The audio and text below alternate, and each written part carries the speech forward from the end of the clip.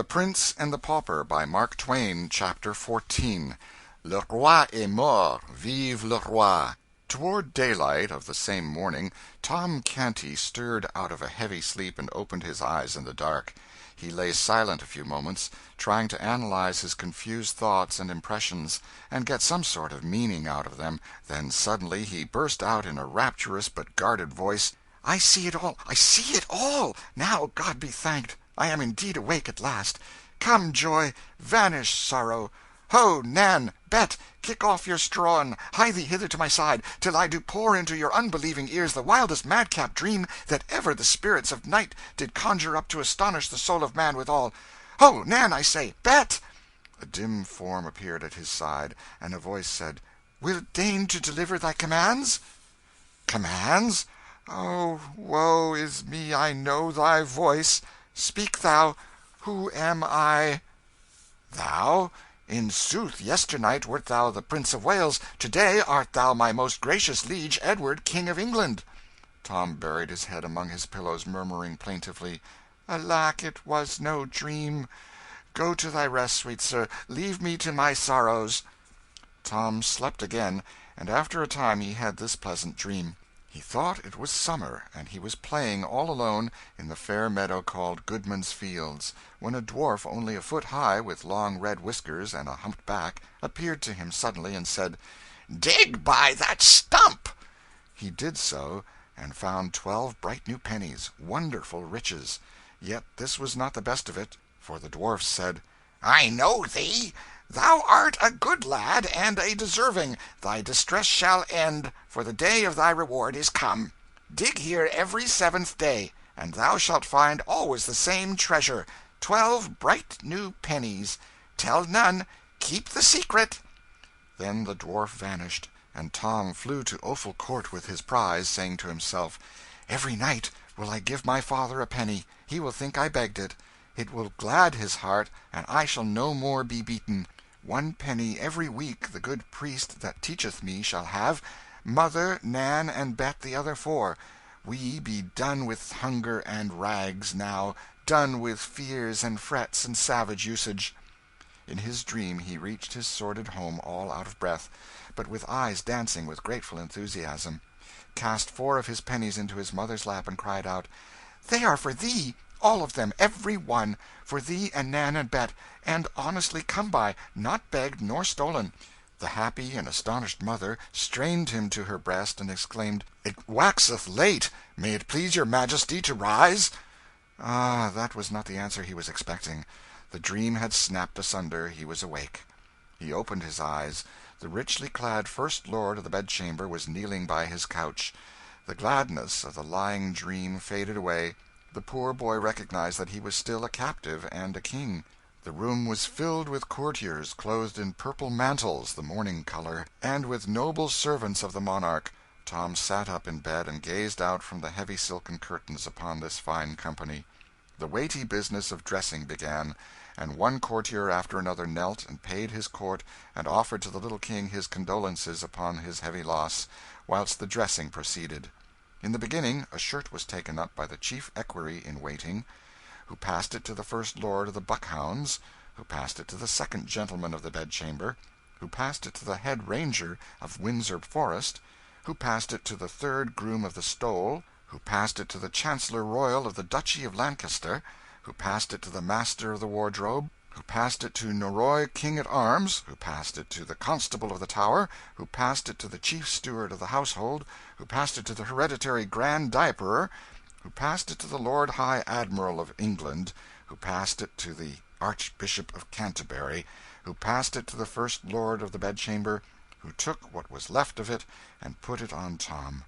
Poor little wondering chap, it reminded him of passing buckets at a fire.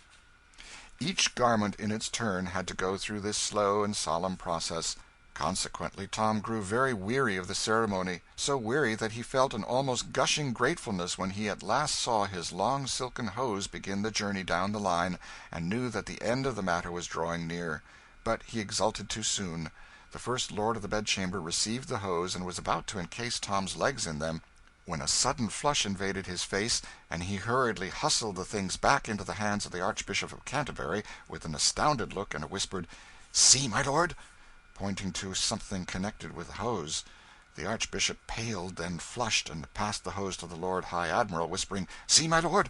The Admiral passed the hose to the Hereditary Grand Diaperer, and had hardly breath enough in his body to ejaculate, "See, my lord." The hose drifted backward along the line to the Chief Steward of the Household, the Constable of the Tower, Norroy, King at Arms, the Master of the Wardrobe, the Chancellor Royal of the Duchy of Lancaster, the Third Groom of the Stole, the Head Ranger of Windsor Forest, the Second Gentleman of the Bedchamber, the First Lord of the Buckhounds, accompanied always with that amazed and frightened "See, see," till they finally reached the hands of the Chief Equerry in Waiting, who gazed a moment, with a pallid face, upon what had caused all this dismay, then hoarsely whispered, "Body of my life, a tag gone from a truss point to the Tower with the head keeper of the King's hose!" After which he leaned upon the shoulder of the First Lord of the Buckhounds to regather his vanished strength whilst fresh hose, without any damaged strings to them, were brought. But all things must have an end, and so in time Tom Canty was in a condition to get out of bed. The proper official poured water, the proper official engineered the washing, the proper official stood by with a towel, and by Tom got safely through the purifying stage, and was ready for the services of the hairdresser royal. When he at length emerged from this master's hands, he was a gracious figure and as pretty as a girl, in his mantle and trunks of purple satin and purple-plumed cap. He now moved in state toward his breakfast-room, through the midst of the courtly assemblage, and as he passed, these fell back, leaving his way free, and dropped upon their knees. After breakfast he was conducted with regal ceremony, attended by his great officers and his guard of 50 gentlemen pensioners bearing gilt battle-axes, to the throne-room, where he proceeded to transact business of state. His uncle, Lord Hertford, took his stand by the throne, to assist the royal mind with wise counsel. The body of illustrious men, named by the late King as his executors, appeared to ask Tom's approval of certain acts of theirs, rather of form, and yet not wholly of form, since there was no Protector as yet. The Archbishop of Canterbury made report of the decree of the Council of Executors concerning the obsequies of his late most illustrious Majesty, and finished by reading the signatures of the executors, to wit, the Archbishop of Canterbury, the Lord Chancellor of England, William Lord St. John, John Lord Russell, Edward Earl of Hertford, John Viscount Lisle, Cuthbert Bishop of Durham. Tom was not listening. An earlier clause of the document was puzzling him. At this point he turned and whispered to Lord Hertford, "What day did he say the burial hath been appointed for?" "The 16th of the coming month, my liege." "'Tis a strange folly. Will he keep?" Poor chap, he was still new to the customs of royalty. He was used to seeing the forlorn dead of Offal Court hustled out of the way with a very different sort of expedition. However, the Lord Hertford set his mind at rest with a word or two. A Secretary of State presented an order of the Council appointing the morrow at 11 for the reception of the foreign ambassadors, and desired the King's assent. Tom turned an inquiring look toward Hertford, who whispered, "Your Majesty will signify consent. They come to testify their royal master's sense of the heavy calamity which hath visited your Grace and the realm of England." Tom did as he was bidden. Another secretary began to read a preamble concerning the expenses of the late King's household, which had amounted to £28,000 during the preceding 6 months, a sum so vast that it made Tom Canty gasp. He gasped again when the fact appeared that £20,000 of this money were still owing and unpaid. [Footnote: Hume. End of footnote. And once more when it appeared that the King's coffers were about empty, and his 1,200 servants much embarrassed for lack of the wages due them. Tom spoke out with lively apprehension. "We be going to the dogs, 'tis plain. 'Tis meet and necessary that we take a smaller house and set the servants at large, sith they be of no value but to make delay, and trouble one with offices that harass the spirit and shame the soul, they misbecoming any but a doll, that hath nor brains nor hands to help itself withal. I remember me of a small house that standeth over against the fish market, by Billingsgate." A sharp pressure upon Tom's arm stopped his foolish tongue, and sent a blush to his face; but no countenance there betrayed any sign that this strange speech had been remarked or given concern. A secretary made report that forasmuch as the late King had provided in his will for conferring the ducal degree upon the Earl of Hertford and raising his brother Sir Thomas Seymour to the peerage, and likewise Hertford's son to an earldom, together with similar aggrandizements to other great servants of the crown, the council had resolved to hold a sitting on the 16th of February for the delivering and confirming of these honours, and that meantime, the late King not having granted in writing estates suitable to the support of these dignities, the council, knowing his private wishes in that regard, had thought proper to grant to Seymour £500 lands, and to Hertford's son £800 lands, and £300 of the next bishop's lands which should fall vacant, his present majesty being willing. [Footnote: Hume. End of footnote. Tom was about to blurt out something about the propriety of paying the late King's debts first, before squandering all this money, but a timely touch upon his arm from the thoughtful Hertford saved him this indiscretion, wherefore he gave the royal assent without spoken comment, but with much inward discomfort.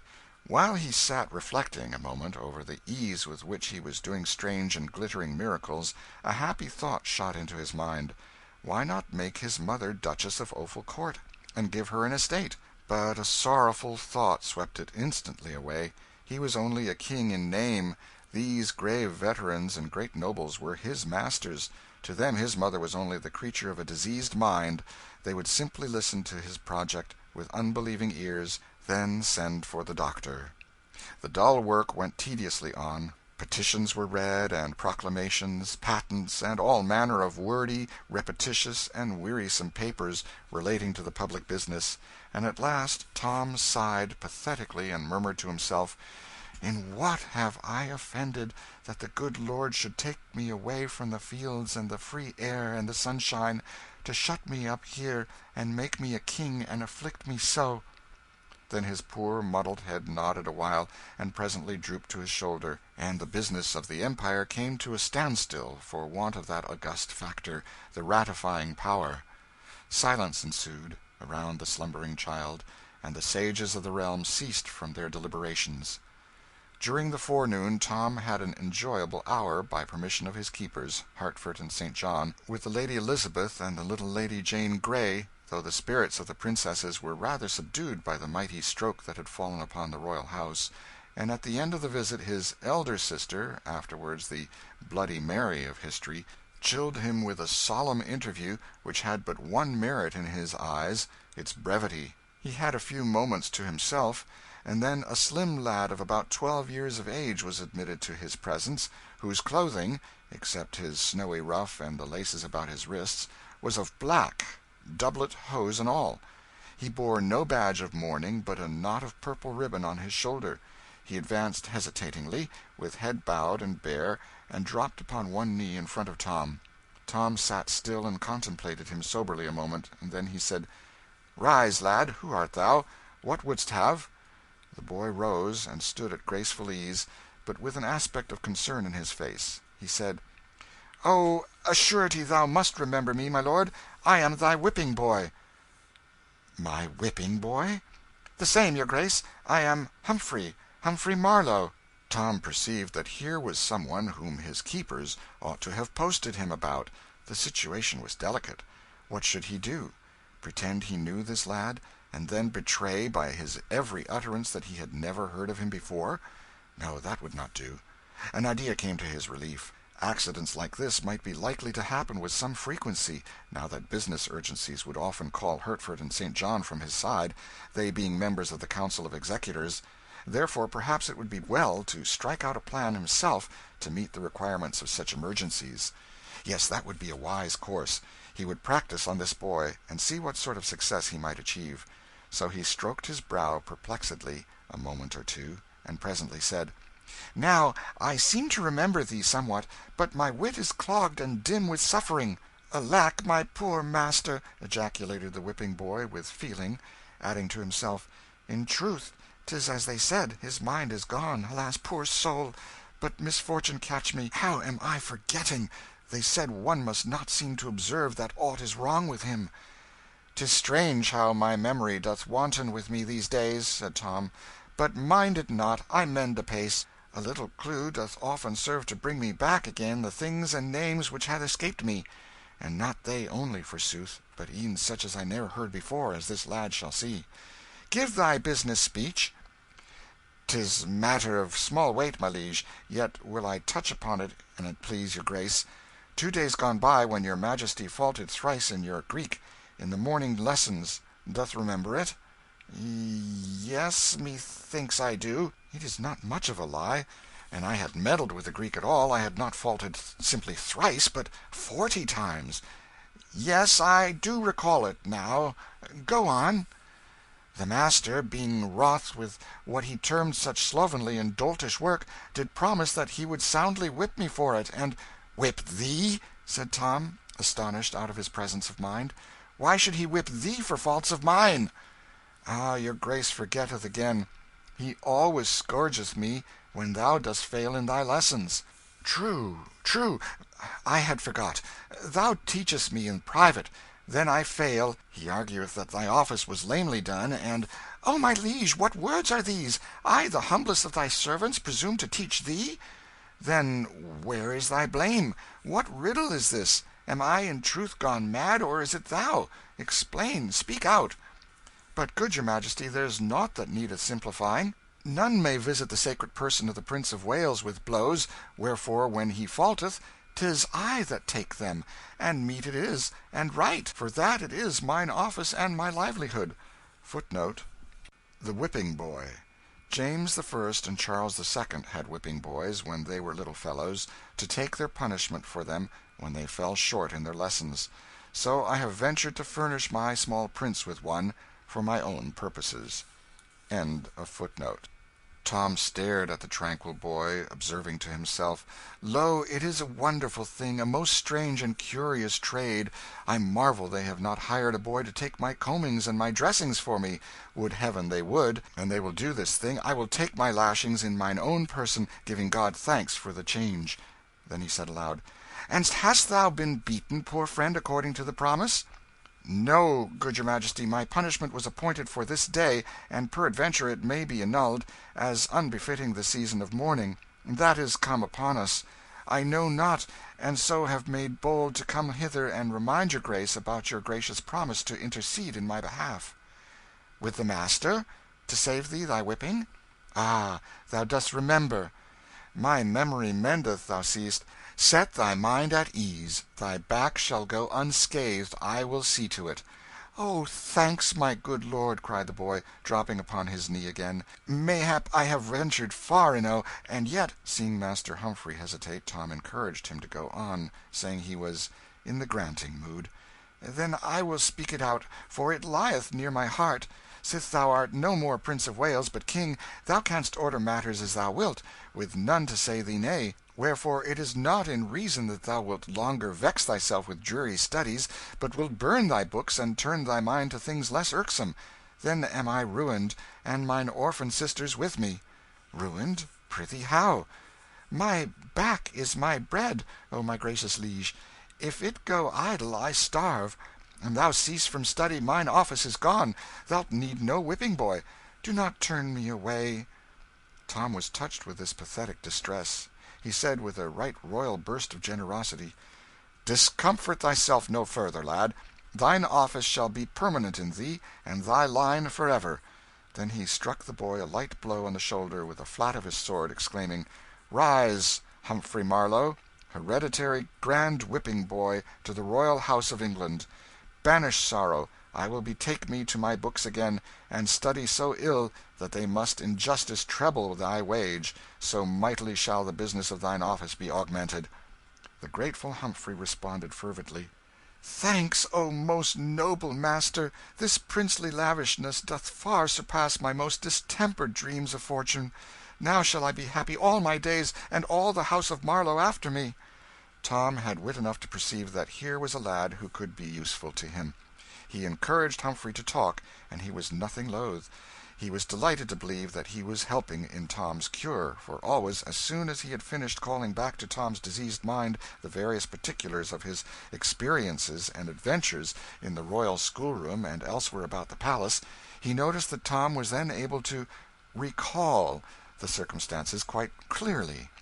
At the end of an hour Tom found himself well freighted with very valuable information concerning personages and matters pertaining to the court. So he resolved to draw instruction from this source daily, and to this end he would give order to admit Humphrey to the royal closet whenever he might come, provided the Majesty of England was not engaged with other people. Humphrey had hardly been dismissed when my Lord Hertford arrived with more trouble for Tom. He said that the lords of the council, fearing that some overwrought report of the King's damaged health might have leaked out and got abroad, they deemed it wise and best that his Majesty should begin to dine in public after a day or two. His wholesome complexion and vigorous step, assisted by a carefully guarded repose of manner and ease and grace of demeanor, would more surely quiet the general pulse, in case any evil rumors had gone out, than any other scheme that could be devised. Then the Earl proceeded very delicately to instruct Tom as to the observances proper to the stately occasion, under the rather thin disguise of reminding him concerning things already known to him. But to his vast gratification it turned out that Tom needed very little help in this line. He had been making use of Humphrey in that direction, for Humphrey had mentioned that within a few days he was to begin to dine in public, having gathered it from the swift-winged gossip of the court. Tom kept these facts to himself, however. Seeing the royal memory so improved, the Earl ventured to apply a few tests to it, in an apparently casual way, to find out how far its amendment had progressed. The results were happy here and there, in spots where Humphrey's tracks remained, and on the whole my lord was greatly pleased and encouraged. So encouraged was he, indeed, that he spoke up and said in a quiet, hopeful voice, "Now am I persuaded that if your Majesty will but tax your memory yet a little farther, it will resolve the puzzle of the Great Seal, a loss which was of moment yesterday, although of none today, since its term of service ended with our late lord's life. May it please your Grace to make the trial?" Tom was at sea. A Great Seal was a something which he was totally unacquainted with. After a moment's hesitation he looked up innocently and asked, "What was it like, my lord?" The Earl started, almost imperceptibly, muttering to himself, "Alack, his wits are flown again. It was ill wisdom to lead him on to strain them." Then he deftly turned the talk to other matters, with the purpose of sweeping the unlucky seal out of Tom's thoughts, a purpose which easily succeeded. End of chapter 14.